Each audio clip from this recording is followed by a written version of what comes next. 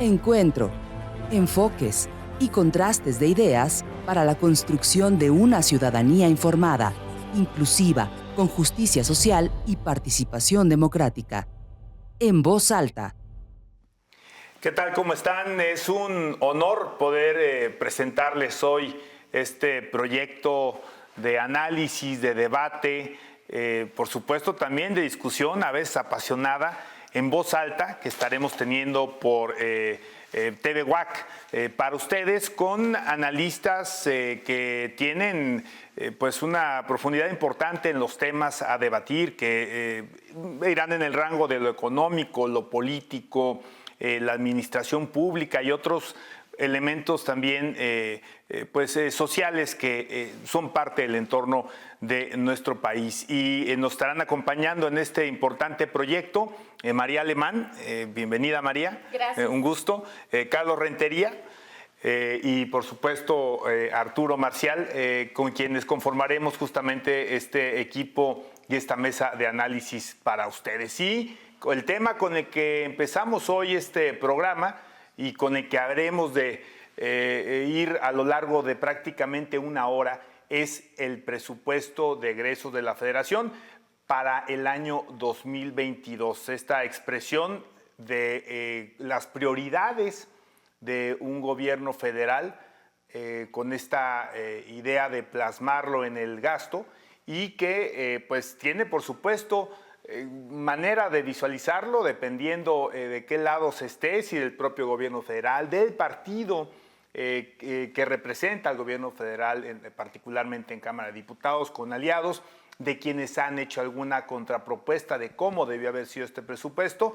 Estamos hablando de 7.088.300 millones de pesos, más o menos, esa cantidad que suena un poquito rara y larga y compleja a veces de entender lo que implica, que es sin duda además un presupuesto interesante porque ya refleja un incremento neto con respecto al 2019, año prepandemia, lo cual me parece en principio un número que debe tenernos con cierta tranquilidad, y ni más ni menos es el 25% del Producto Interno Bruto de México. Eso equivale este gasto. Y María, pues, ¿cómo ves, qué refleja para ti este presupuesto? ¿Qué analizas de este planteamiento que se ha hecho?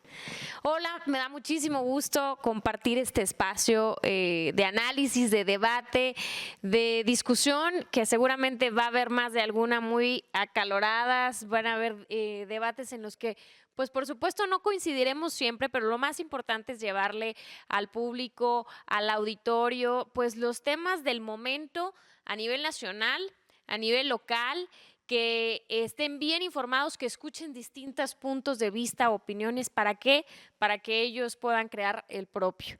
Y en este caso, bueno, pues arrancamos este programa con un tema fundamental para todos, ¿no? Que es el presupuesto de egresos de la Federación, que eso que en palabras muy coloquiales es cómo se van a gastar los recursos de todas y de todos. ¿En qué? ¿Cuáles son las prioridades para el gobierno? Y yo quiero decirles que, bueno, pues fueron semanas, creo que esto es bien importante decírselo a la gente, se sentó un precedente en la discusión del presupuesto y en sí del paquete económico en esta legislatura, porque habitualmente estas discusiones eran, permítanme la expresión, fast track, ¿no? Llegaba y casi que al día siguiente y se aventaban jornadas larguísimas de discusiones. A mí me tocó en su momento, cuando tuve oportunidad de ser legisladora federal, discusiones de 23 horas seguidas, que en ningún país sucede, ¿no? No puedes estar después de 20 horas discutiendo números, pero llega un punto que es humanamente imposible cuidar los detalles. Y en esta ocasión, en esta discusión, que me parece importante decirlo, pues se llevaron varios días la discusión, se detuvieron las discusiones ahora medianamente decente, y eso creo que hizo que el análisis fuera más profundo, pudiera yo decirlo, pero además algo muy importante, permitió que la gente se enterara. Había veces que con este ritmo tan acelerado de discusión del paquete económico, yo creo que pasaba de noche.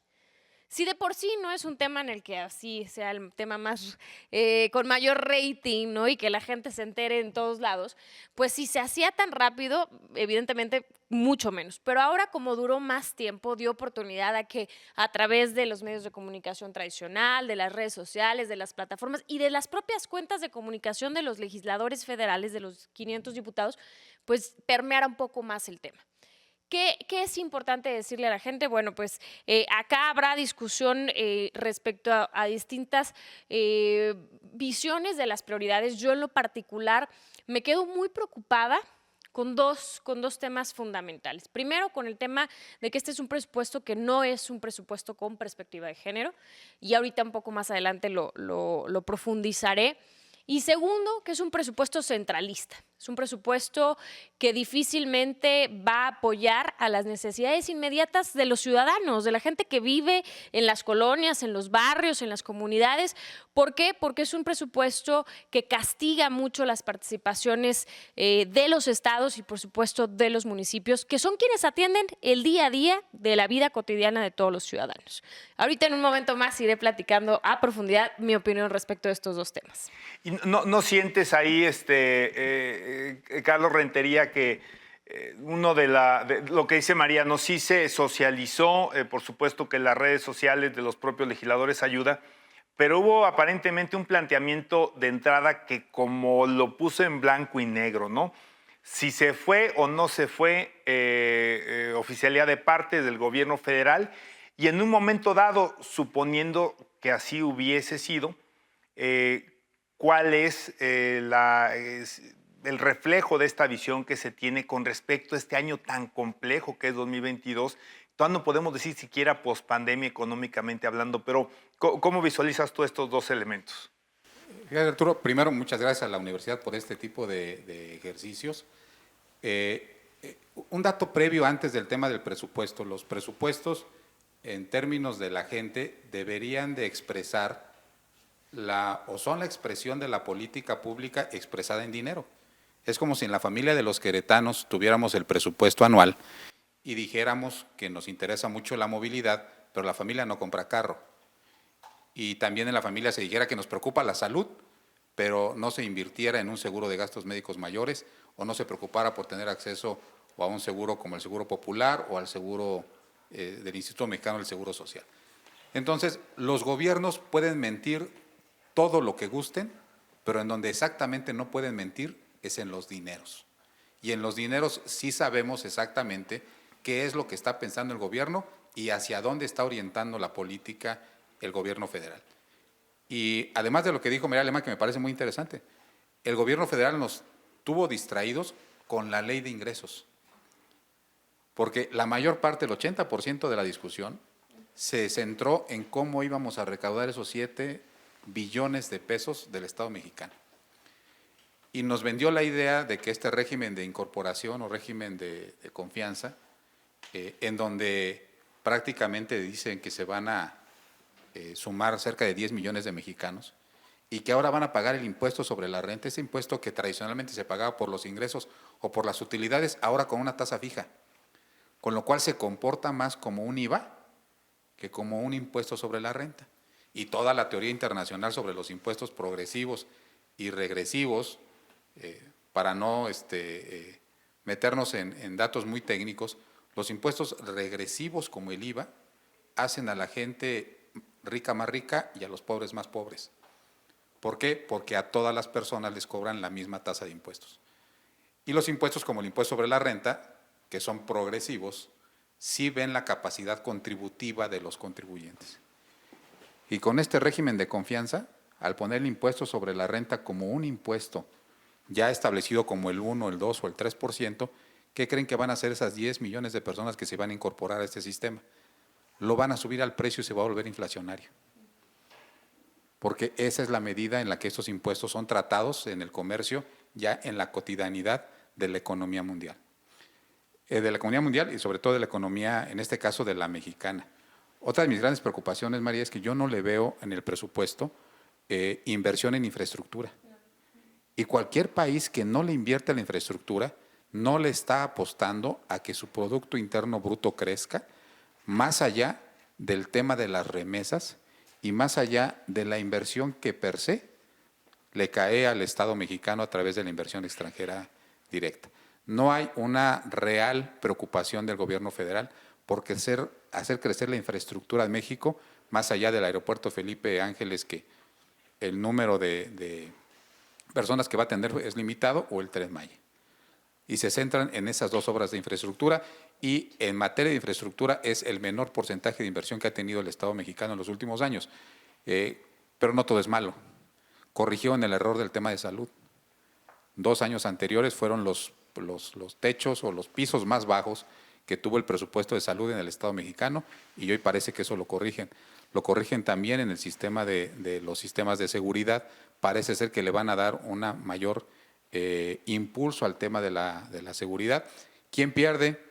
Pues pierde la educación, pierde la tecnología, pierden algunos ramos de la Secretaría de Gobernación que tienen que atender a los grupos vulnerables. Pero ahora sí, ¿quién gana?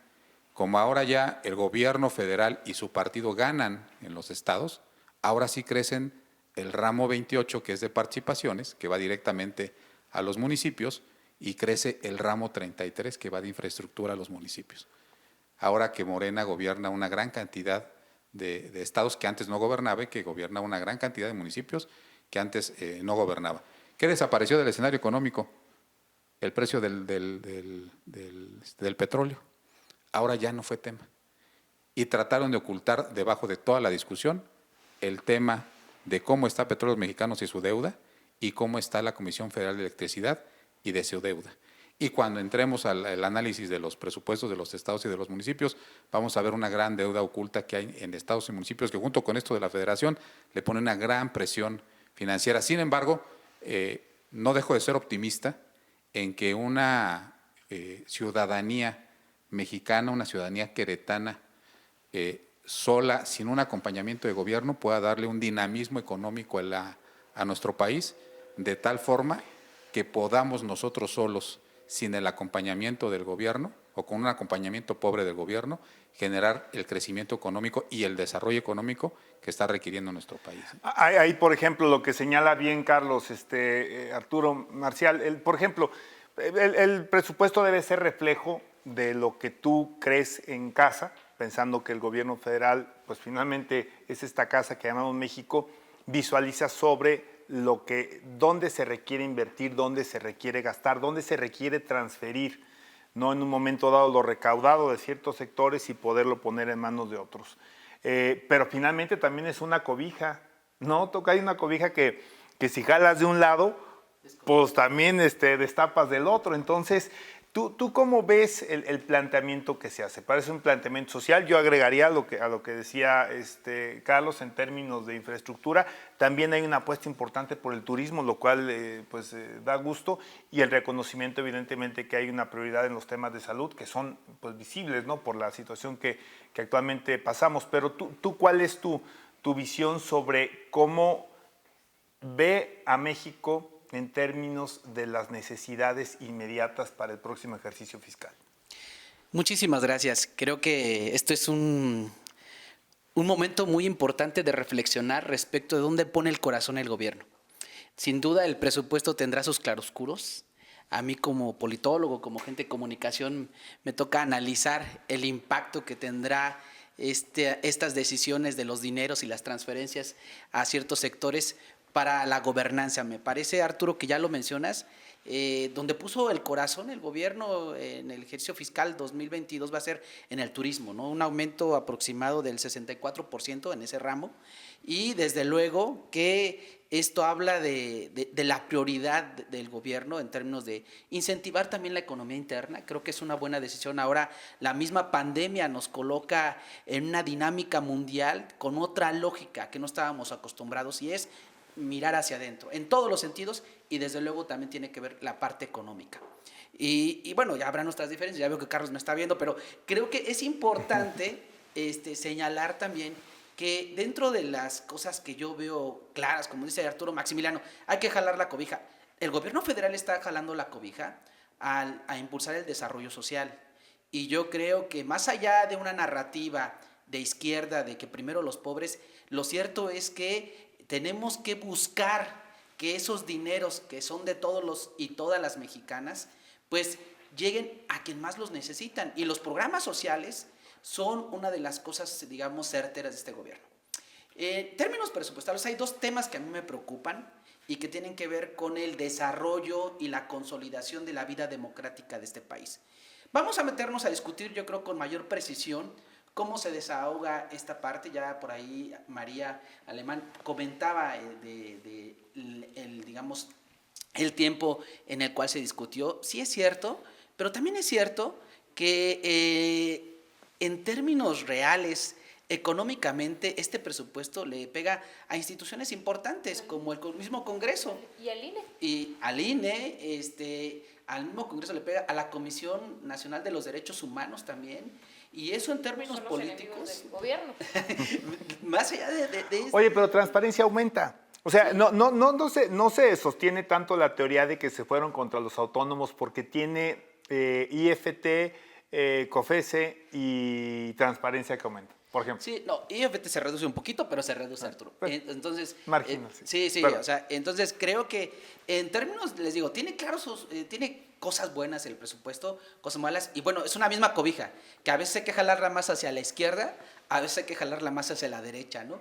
Pero es interesante, primero analizar cómo se desahoga el debate, el presupuesto, el debate de cómo se ponen de acuerdo, más allá de 2,000 reservas, María, parece ser que... Histórico, más de 2,000 reservas, y que al final no le cambiaran ni una coma. Pues bueno, eso habla de la mayoría oficialista, de un estilo de gobierno, que eso es lo preocupante. Y luego también es muy popular decir, reduzcámosle el presupuesto a los diputados federales. Sí, es muy bien aceptado y es taquillero el tema, ¿no? Pero estamos debilitando una institución que es importante para el equilibrio de poder.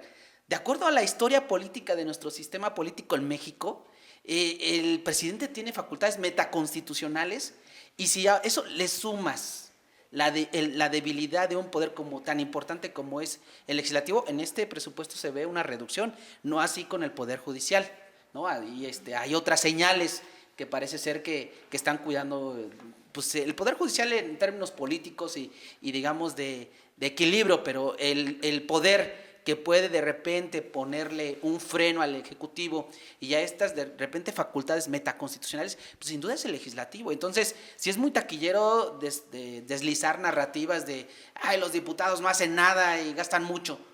Pues sí, pero en la Cámara de Diputados, que es la máxima tribuna de este país, es donde se toman las decisiones que a usted directamente le afectan. Y es una facultad exclusiva del Congreso, es decir, de la Cámara de Diputados, de la Cámara Baja, la aprobación del presupuesto. Y entonces, fíjese usted, es ahí donde se decide para dónde se va a jalar la cobija, ¿no? Por entrarle ya iremos ahí desmenuzando con mayor precisión hacia dónde se fue el amor del gobierno, Arturo. Ahí, por ejemplo, me tocaría nada más para regresar un poquito con Carlos y luego pasar con María.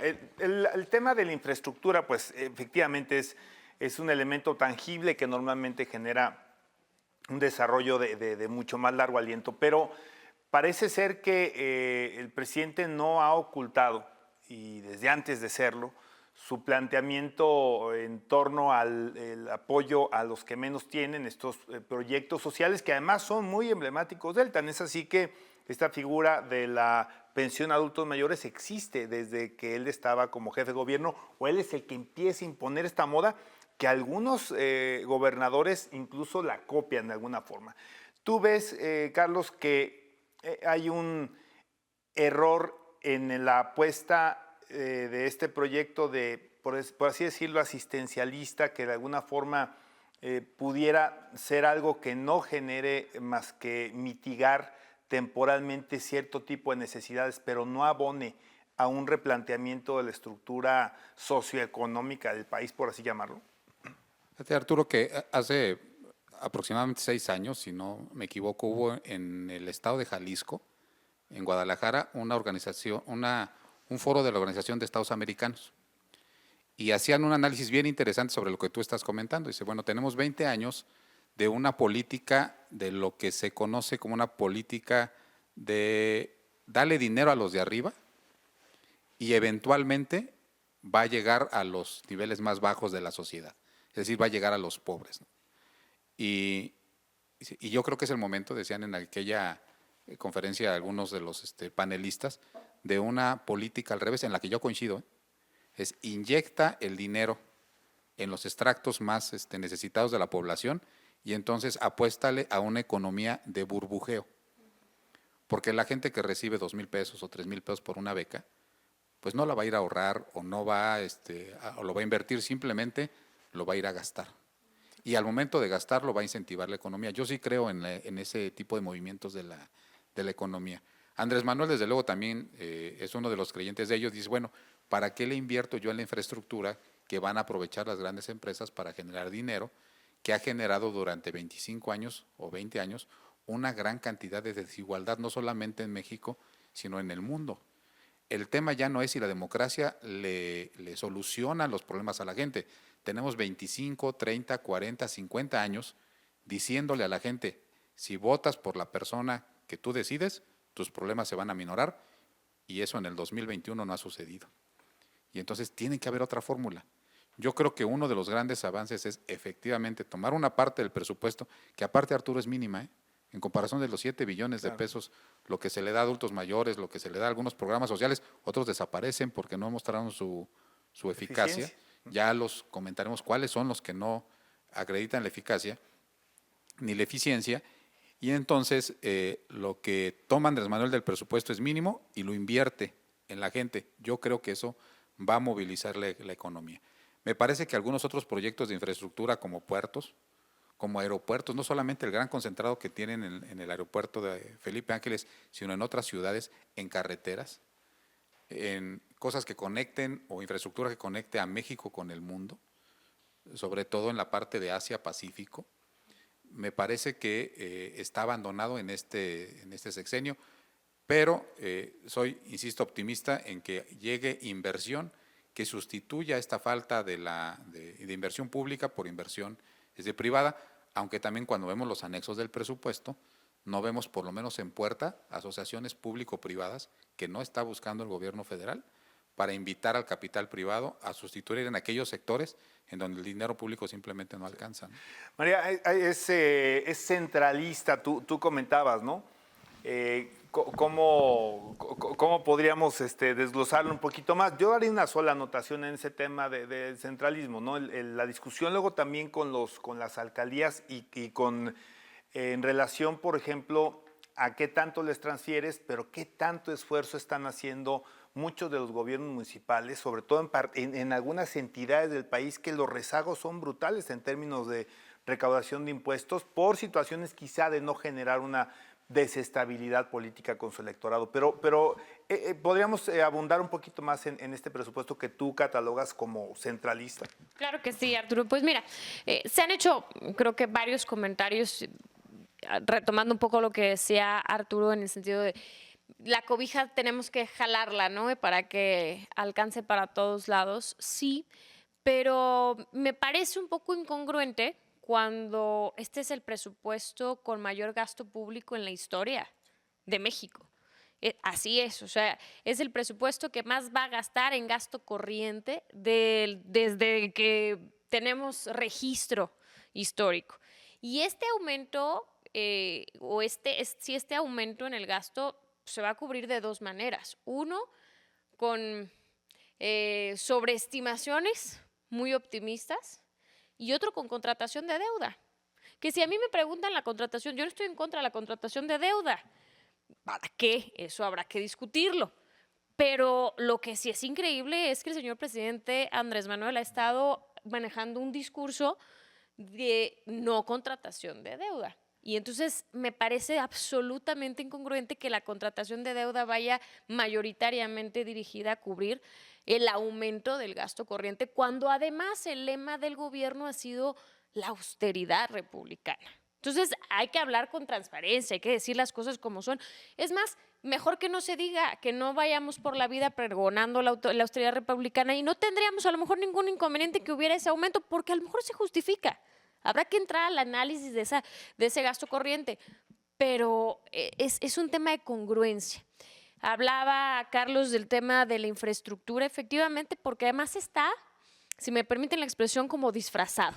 ¿no? Pareciera que hay un aumento en la inversión que se va a hacer de infraestructura, pero la realidad es que se va a los proyectos del presidente, se va a Dos Bocas, se va al Tren Maya, está muy focalizado y se deja descuidado el resto de los proyectos de infraestructura que sí se necesitan porque además generan empleos, inyectan capital, genera un movimiento circular económico. Me parece que eso es importantísimo. Y decir también que una de las partes muy afectadas, también lo mencionaba Carlos, muchos de los reflectores se fueron en la discusión de la ley de ingresos porque hubo pues sectores muy golpeados. Y voy a poner solamente uno de ellos para poder construir hacia el presupuesto de perspectiva de género. Las organizaciones de la sociedad civil. Organizaciones de la sociedad civil que ya desde los 3 años anteriores habían sido muy golpeadas por este gobierno porque quitaron la posibilidad de que recibieran recurso público. Entonces, hoy una organización de la sociedad civil ya no podía tener apoyo o recurso público para lograr sus objetivos, sus actividades. Ahora no solo eso, ahora además limitan o topan de alguna manera el que una persona física pueda aportar y que sea deducible. Y esto, sin lugar a dudas, les afecta, les pega en su economía, porque se estima que de 10 pesos que recibe una organización, de 10, 3 son aportaciones de personas físicas que son empáticas con la causa. Y aquí quiero detenerme porque me gustaría que en el siguiente bloque platicáramos de lo importante que es el que los presupuestos se construyan con perspectiva de género y de lo doloroso que es ver cómo hoy el gobierno federal no solo minimiza, realmente hace invisible a las mujeres, a la violencia que se vive contra las mujeres y las necesidades de las mujeres. Ahí, tocayo, el tema de la deuda, ¿no? También como un elemento para generar ingresos y poder hacer una apuesta de inversión como lo puede hacer no solamente un gobierno, como lo puede hacer una empresa, como lo puede hacer una persona. Está satanizado. Pareciera que en el discurso político, no solamente está hablando del federal, cuánto pago de deuda sin que financieramente tenga algún sustento o que tenga alguna conveniencia en términos de números, se está dando bajo esta lógica de que no se vale endeudar al gobierno porque es políticamente penado. ¿Cómo visualizas esto en términos también del presupuesto? Mira, Arturo, yo creo que hay que darle solución. Solo un dato para que nuestra respetable audiencia tenga en el radar por qué los gobiernos se endeudan. Se prevé que para 2022 el déficit sea de 875,000 millones, más o menos. Entonces, ¿de dónde vamos a sacar ese dinero? ¿Subiendo los impuestos? No, y además el planteamiento ha sido ese, ¿no? Creo que son las dos banderas, ¿no? Que no se suban los impuestos y que no se endeude. Y que no se endeude. Entonces, ¿cómo le hacemos? ¿Nos endeudamos, subimos los impuestos? De algún lugar tiene que salir el recurso necesario para operar el presupuesto. Entonces, creo yo que efectivamente el tema de la deuda no es popular, el tema de la deuda desde luego que no gusta a mucha gente, pero es el menos costoso políticamente para el gobierno. Si el gobierno decidiera hacerse de recursos a través de la generación de nuevos impuestos, pues bueno, eso políticamente le pegaría mucho más y electoralmente se vería reflejado, ¿no? en las desilusiones inmediatas en 2 o 3 años. Entonces, creo yo que no hay que satanizar la deuda, tampoco es, digamos, un instrumento de nueva creación de este gobierno. Y bueno, también la misma estructura legal tiene ciertas garantías, ¿no? En el caso de los estados y municipios, seguramente Carlos nos corregirá un poquito, pero hay ciertos candados legales que no permiten que nuestros gobernantes abusen y tengan excesos. Hay ciertos límites, entiendo, para adquirir esta deuda. De tal forma que bueno, habrá que explorar y no satanizar algunas decisiones del gobierno federal para pues tratar de completar estos recursos que desde luego pues van a ser necesarios para cosas de suma importancia, ¿no? Sí, pues ya habrá también momento de entrarle ese tema, seguramente será en otro programa, analizando otro tipo de asuntos, pero sí, ¿no? Las deudas estatales, ¿no? Que en algunos lugares son verdaderamente estratosféricas y que han llegado a ser un elemento de preocupación del gobierno en general, que pudieran justamente dispararse y hacerse completamente impagables. Vamos a ir a un corte y regresamos aquí en Voz Alta. Continuamos en Voz Alta. Ya estamos de regreso en Voz Alta y creo que vale mucho la pena continuar y si me lo permites, Carlos Rentería, el tema de la deuda, ¿no? Lo que pudiera estar reflejado en este presupuesto de egresos de la Federación y en un momento dado también tratar de contextualizar al auditorio sobre el otro elemento preocupante, que es esta situación muy, yo diría muy extremista que luego vimos en las entidades de la Federación, donde hay quienes no tienen deuda, quizá en perjuicio de proyectos que pudieran ser de largo alcance, y quienes verdaderamente abusaron de la figura del empréstito, ¿no? Entonces, ¿cómo está el presupuesto de la Federación para arrancarnos por ahí? En unos minutos muy simple, yo coincido con Mari, coincido con Arturo Marcial. A mí tampoco me incomoda el tema de la deuda, sino en qué se va a gastar la deuda. Hablando de las economías familiares, la deuda en las familias no es mala, pero si pido dinero para irmelo a gastar de vacaciones, si pido dinero para gastármelo en la fiesta, pues evidentemente va a ser deuda que voy a pagar años posteriores de un gasto, y la definición de un gasto es aquello que se consume en el momento en el que se presta. Pero los países le invierten con deuda para generar infraestructura que genere ¿qué? Un incremento del Producto Interno Bruto, es decir, de la productividad de los mexicanos. Mucho se ha criticado, por ejemplo, el gobierno federal. Pero el concepto de inversión productiva, no que realmente es a que debería destinar la deuda. Así es, claro. O sea, tiene que ser la deuda destinada a una inversión productiva. Genial. Inclusive hay un concepto en economía social, en economía política, que se llama tasa interna de retorno social. Los que conocemos un poco de finanzas corporativas sabemos que los negocios se miden por una tasa interna de retorno. Es cuánto dinero o cuánto tiempo o en qué porcentaje voy a recuperar lo que invertí. En materia social, esta tasa interna de retorno social también existe, es decir, en cuánto tiempo va a regresar el dinero. Ahora, esa tasa interna de retorno social es muy viable cuando se invierte, por ejemplo, en universidades. Porque mientras más universidades haya, más profesionistas existen, mejores salarios se pagan, más pagan impuestos sobre la renta y la tasa interna de retorno social sube. ¿Quién tiene la tasa interna de retorno social más grande en términos de universitarios? La Ciudad de México, porque tiene la mayor cantidad de gente estudiando en universidades, y así podríamos citar varios estados de la República. Si se financiaran universidades con deuda, bienvenida. Si se financiaran carreteras con deuda, bienvenida. Si se financiaran puertos con deuda, bienvenidos. Si se financiaran aeropuertos con deuda, bienvenidos, porque incrementan el Producto Interno Bruto. Y recuerden que el gran indicador internacional para medir qué tan endeudado está un país no es en términos absolutos cuántos billones debe. México ha llegado a deber en su deuda, tanto interna como externa, cerca de 10 billones de pesos, sino qué relación tiene con el Producto Interno Bruto.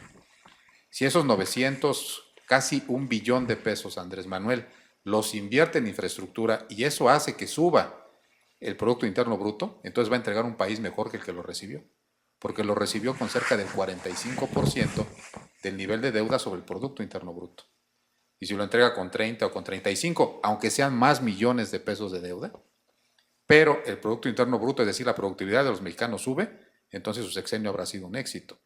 En el 2017, una de las reformas que no le van a reconocer jamás, pero que sí hizo la administración de Peña Nieto, fue ponerle un freno a las deudas que estaban en estados o municipios, que se derivaron de cuando las participaciones bajaron tras la crisis en Estados Unidos en el 2008, que le pegó a México en el 2009 y que llegaron a ser de $500 million de pesos en el país. Y eso ya le permite a la Secretaría de Hacienda darle un límite a las deudas de los estados, y una gran decisión política que se tomó en ese momento es que las deudas en los estados fueran autorizadas por mayoría calificada. Antes era por mayoría simple, con lo cual, pues como la ciudadanía es muy generosa, cuando le da un gobernador, la ciudadanía le da todo a un solo partido. Entonces, los gobernadores tenían aquí en Querétaro, reunión de los, tenían control de los congresos. Ahora es mayoría calificada. Necesitan por lo menos 1 o 2 diputados de la oposición. Podríamos hablar de esa reforma de la Ley de Disciplina Financiera que le puso un tope, pero el tema de la deuda es un gran tema. Si esos cerca de billón va a ser para infraestructura, bienvenidos. Si va a ser para gasto corriente, muy mal gastado, y no podemos bajo ningún esquema destinar deuda para programas sociales. Eso es lo que no se podría. En este mismo tema, María, deuda sí, no, ¿cómo? Y al margen de la deuda financiera, yo sé que tú tienes también una visión de otro tipo de deudas que podrían haber quedado en términos de aquellos rubros que estarían cortos o no se estaría priorizando en un momento que no solamente hay que atender lo económico, sino lo económico en torno de lo social. Por supuesto, es una deuda social. Pasemos de la deuda económica a hablar un poco de la deuda social. Y en este tema, bueno, yo desde el principio he estado insistiendo en la plática, en la charla, entrar a la plática, al análisis de la perspectiva de género de este presupuesto. Y ahorita fuera del aire platicábamos y lo voy a decir, digo, bendita entre los caballeros, me decían, oye María, pero es que yo también lo investigué y no, es que sí trae un aumento del 74%, del 90 y tantos por ciento. Y claro, porque es que es lo mismo que ponía yo el ejemplo con el tema de la inversión de infraestructura. Es prácticamente lo mismo. Es decir, si nosotros nos vamos con la fachada o a simple vista, pareciera que hay un aumento destinado a recursos para las mujeres en el presupuesto de egresos. Sin embargo, en este aumento del 74 hay otros del 93, por ejemplo, en el anexo 13. Hablemos del anexo 13. El anexo 13 trae un aumento del 93% y podríamos decir, bueno, pues es que entonces se aumentó el presupuesto para las mujeres en más del 90%, lo cual es una fachada porque los programas que vienen en anexo 13 son, por ejemplo, los programas como las becas Benito Juárez, el programa de pensiones para personas de la tercera edad, lo cual es, por supuesto que son buenos, pero no son programas destinados directamente a las mujeres. Y habrá quien pudiera decir, es que en el programa de pensiones de adultos mayores, la mayoría de los beneficiarios van a ser mujeres. Pues sí, probablemente sí, porque si nos ponemos a ver proporcionalmente, somos más mujeres de la población. Pero perspectiva de género se trata de una asignación de recursos que cierre la brecha de desigualdad, que atienda esas condiciones en las que hoy seguimos siendo desiguales. Y eso no está pasando. Y pongo ejemplos muy puntuales.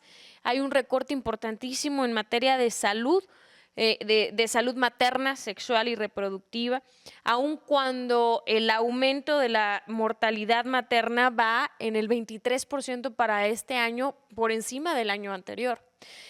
Pongo otro ejemplo que puede ser la violencia de género, en donde también hay un recorte. Ya había venido teniendo recortes los programas, por ejemplo, de refugios para mujeres maltratadas. Nuevamente en este presupuesto de egresos trae un recorte del menos 6%.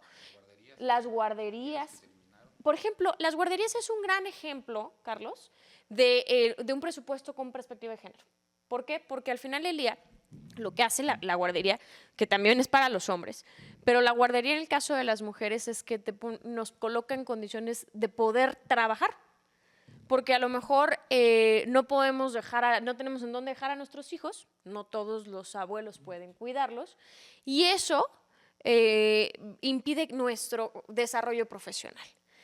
Invertir en el tema de las guarderías es asignar recursos con perspectiva de género en donde nos coloca en igualdad de condiciones a los hombres y a las mujeres para poder trabajar. Y eso es lo que está faltando en este presupuesto. No por decir que más mujeres van a ser beneficiarias de los programas sociales, quiere decir que estamos teniendo un presupuesto con perspectiva de género. Y ahí sí creo que no hay que quitar el dedo del renglón, particularmente como consecuencia de la pandemia, de la crisis económica y de muchos aspectos sociales y económicos. Tenemos hoy que echar para adelante con mucha atención el tema de la violencia intrafamiliar y de la violencia de género o por razón de género. Entonces, aquí sí creo que es importantísimo que todas las voces se escuchen en voz alta para que en la construcción de los presupuestos, por ejemplo, ahora estatales que vienen, en los presupuestos municipales, sí se construyan con perspectiva de género. Claro, yo me quedo con la idea, María, de que es positivo que las mujeres sean o estén recibiendo más recursos de algunos programas federales. Sin embargo, también quiero tratar de interpretar lo que tú dices, que al no venir acuerpado por una política pública que tenga una consecuencia mucho mayor que solamente la transferencia de beneficios por programas sociales, pues debería tener este acompañamiento. Quiero tratar de entenderlo de esa manera. Tocayo, ¿cómo ves? Hablando de deudas y de activos, ¿qué tiene y qué no tiene este presupuesto en alcance a todo lo comentado, ¿no? Bueno, sin duda la apreciación de Carlos es sumamente muy valiosa para que nuestra audiencia comprenda cómo es posible fiscalizar cómo se ejerce el recurso público a nivel federal. Y creo que la parte y con la cual me gustaría ir cerrando, Tocayo, es el cuidado que tenemos que tener como ciudadanas y ciudadanos de este país en las decisiones que toma el gobierno federal, en donde coloca los pesos y centavos a propósito de los ciudadanos de todas los mexicanos. Hay un tema que a mí particularmente me llamó la atención, que es el estilo de gobernanza que se ejecuta por parte del Ejecutivo Federal. En el caso, ya lo decía yo, de la debilidad institucional que de alguna otra forma la cobija se desdobla hacia otra parte y que es de preocuparse, ¿no? Yo particularmente observo el presupuesto de la Comisión Nacional de los Derechos Humanos, que si nosotros hacemos la revisión del histórico del 2018 a la fecha, vamos a encontrar una reducción del 25% en su presupuesto de estos últimos 4 años. Digo, no le tocó el de 2018 a nuestro presidente, pero desde luego que eso habla de en dónde están poniendo el corazón los gobernantes. ¿Acaso están poniendo el corazón en reforzar la seguridad, en robustecer con más recursos al ejército, en dotarle de ciertas facultades a la Marina que antes no tenía? Hay una serie de decisiones que están siendo acompañadas del ejercicio presupuestal del 2022 que son dignas de poner atención. No quiere decir que vamos a llegar a ser Venezuela, creo que es un absurdo ese tipo de narrativas, pero sí quiere decir que en nuestro gobierno federal está pensando que primero hay que resolver otros temas y que los derechos humanos importan, pero no tanto, ¿no? Y que la Comisión Nacional de los Derechos Humanos, pues a lo mejor su papel puede ser cubierto con otras instancias, ya sea las locales o el mismo gobierno o la sociedad civil, que es otro tema, ¿no? Ya platicaban de esta parte de la reducción y la posibilidad que van a tener a través de la ley de ingresos. Entonces, creo que hay que poner el acento en cuidar hacia dónde pone el corazón el gobierno federal en materia económica para que no nos agarren desprevenidos y desprevenidas respecto de cuál es el tema. Yo concluyo, Arturo, María, Charlie, con una reflexión que seguramente nuestra audiencia podrá o no compartir, pero a final de cuentas los gobiernos tratan de poner modelos, es decir, por eso presentan una plataforma político-electoral y estos modelos tienen que ir acompañados necesariamente de decisiones en materia presupuestal. Y desde luego, pues es preocupante este tipo de decisiones y cuidar, ¿no?, hacia dónde está caminando para que usted, cuando tenga que elegir en un proceso electoral, defina por dónde van los temas que va a ir cerrando, ¿no? Y que cabe señalar, Tocayo, digo, tocamos al principio el tema de la famosa ventanilla esta de oficialidad de partes, pero que también siendo analítico en la parte histórica, pues yo no recuerdo, no sé ustedes, cuándo fue la última vez que hubo un presupuesto por unanimidad, ¿no? Que no se dio muy claramente la división entre el gobierno que propone el presupuesto con base en los elementos técnicos que, bueno, los debe conjuntar con sus propias áreas especializadas, y pues los grupos parlamentarios que son de alguna forma de oposición. ¿No? Quizá uno de los más interesantes referentes es aquel del 2005, ¿no?, donde le cambian el presupuesto completamente a Fox. Me parece que es el único caso donde el propio partido le ha dado la vuelta al presupuesto de su presidente, pero a final de cuentas son anécdotas, ¿no? Pero sí ha habido, por supuesto, por unanimidad, señalados inclusive por el presidente Andrés Manuel, que era cuando era secretario de Hacienda, Agustín Carstens. Ajá, sí, creo que sí y curiosamente, fue cuando fueron señalados a la Cámara de Diputados de recibir una comisión, un bono que ellos podían distribuir para obra pública, que venía de un rubro que era el ramo 23, provisiones salariales y económicas, que hoy tiene un incremento importante en el presupuesto de egresos. Que se le ha conocido técnicamente como los moches, ¿no? Como los moches, en aquella ocasión que se le daban, pues no recuerdo la cantidad para no mentir, puede ser que nos esté escuchando algún diputado que diga, no, a mí me dieron más. Creo que eran Y como, no es 30, creo que eran Carlos, como ¿no? 30 millones, más o menos por diputado, si mal no recuerdo. Oigan, pero ya estamos, no sé si pasemos a hacer una especie de conclusiones, unos 2 minutitos cada uno que nos podamos llevar para despedir ya también el programa, que está muy interesante, pero el tiempo se nos anda agotando. ¿Gustas María, por favor? Gracias, pues encantada. La verdad es que sí, el tiempo se pasa volando. Necesitaríamos más y más horas para seguir, pero seguro que habrá muchos temas igual. Invitarlos a que estén muy pendientes de este espacio de diálogo, que incluso nos escriban a través de las redes sociales, que nos hagan llegar los temas que les gustaría que aquí platiquemos. Ya vieron que es una mesa de análisis sin filtro. Y yo quisiera pues concluir, ¿no? Básicamente lo decía, me parece, Carlos al principio de su intervención. Esto es como las necesidades de una familia, ¿no? El presupuesto es, veámoslo así, pensemos en una familia y pensemos en que pues la familia tiene sus necesidades, ¿no? Tiene que cubrir los gastos de la escuela, del transporte, de la alimentación, los gastos médicos. Tiene una serie de gastos que son, pues sí o sí, ¿no? Indispensables. Y que pues justamente lo que recibe, lo que ingresa, pues tiene que distribuirlos para cubrir mayoritariamente esas necesidades. Y hoy lo que estamos viendo, en mi opinión, en el presupuesto de egresos para el 2022, es un presupuesto que sí medianamente cubre algunas de las necesidades después de muchas voces. Por ejemplo, cubre el tema de salud, ¿no? Hay una mejoría, ya lo mencionamos en el tema del presupuesto de salud, pero que sí deja desprotegidos ámbitos como la ciencia, como la innovación, que yo creo y estoy convencida que ahí es donde precisamente tendríamos que invertir. Decía Arturo Maciel, decía, mira, ¿cómo vamos a cubrir ese déficit, ¿no?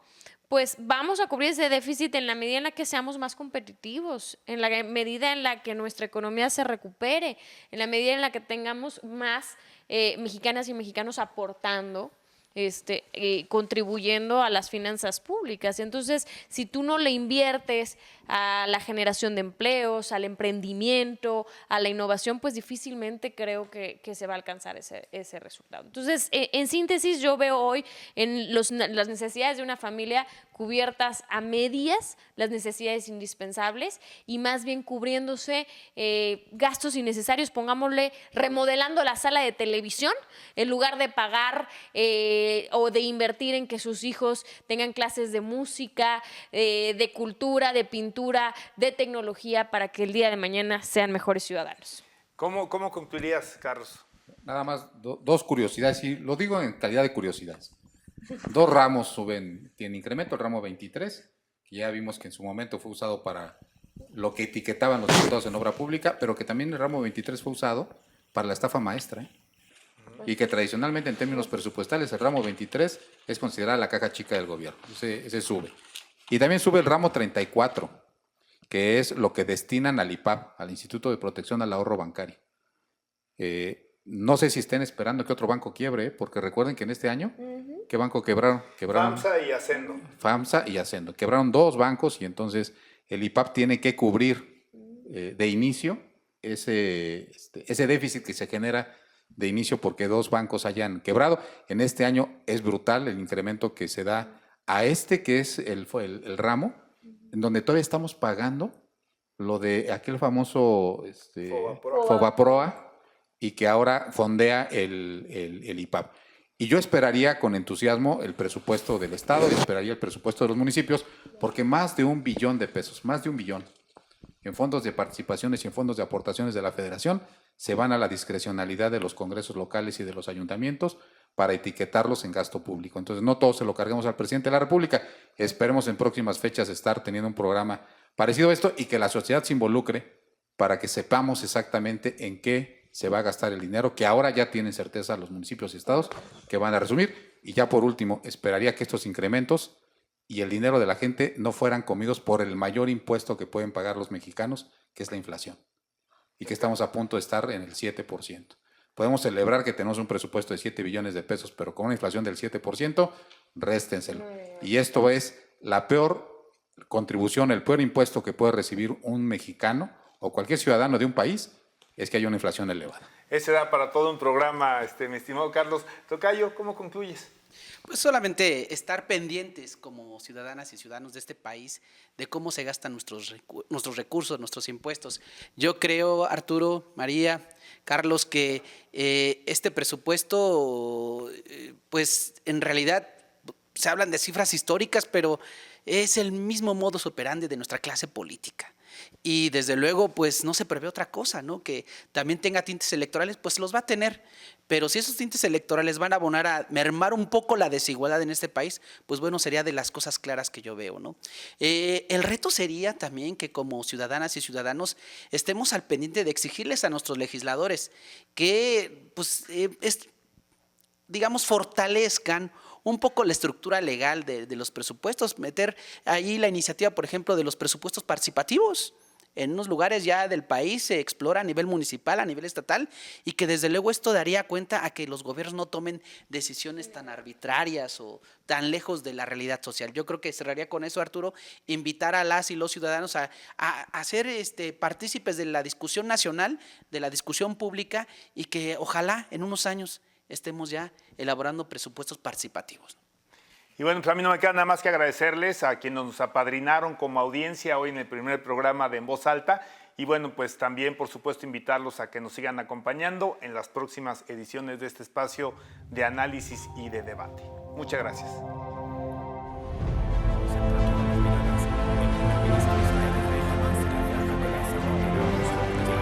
Gracias por acompañarnos en esta emisión. Esto fue En Voz Alta.